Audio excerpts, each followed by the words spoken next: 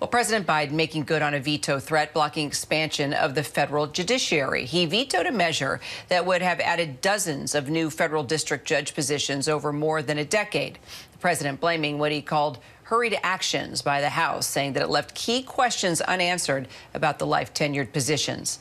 Our investigative reporter, Olivia Rubin, has more on this. So, Olivia, what more do we know about why President Biden vetoed this? I mean, the Democratic-controlled Senate passed the measure unanimously in August, but Republicans in the House only brought it to the floor after Donald Trump was reelected.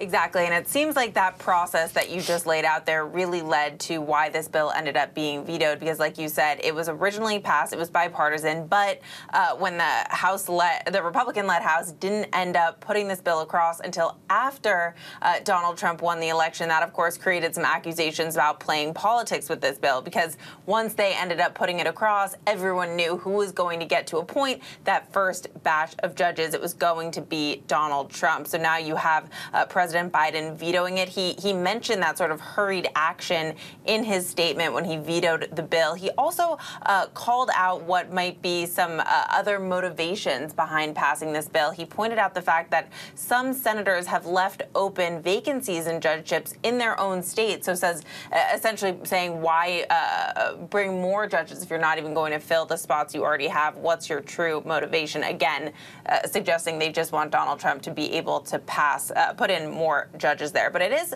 pretty notable, Kira, because one of the sponsors of this bill is actually one of President Joe Biden's closest allies, Chris Coons. He was lauding the bill, praising it for getting across. So notable that he had to tank one of his friend's bills as one of his potentially last actions. Got it. Well, any word from Trump or his transition team on this? No word from them yet on this. Donald Trump actually has been spending the morning weighing in on a different action from President Joe Biden, which were the commutations for the 37 death row inmates, saying that he was going to make sure the death penalty is well in effect when he comes into office, Kira. All right, so what does this now mean for the understaffed federal courts across the country that we're talking about all the time?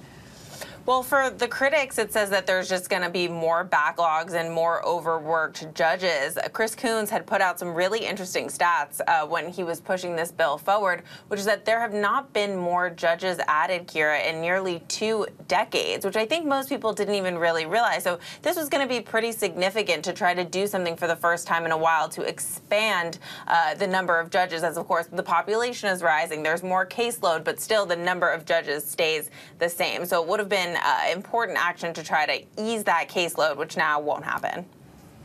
All right, Olivia Rubin, thank you.